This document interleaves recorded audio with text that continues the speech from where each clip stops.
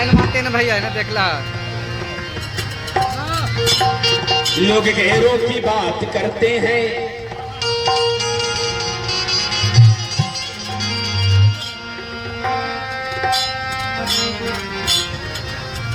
लोग गैरों की बात करते हैं।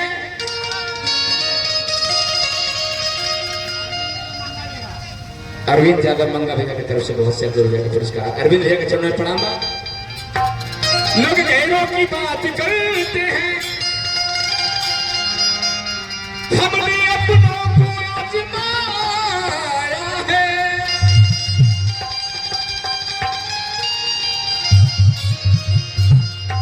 लोग कांटों से बचकर चलते हैं, हमने फूलों से जख्म खाया है। अरे मरही के बाटे तो अरे मारी दाना अरे मरही के बाटे तुम्हारी दाना काहे के मुआ बेलू नजरिया के बात से।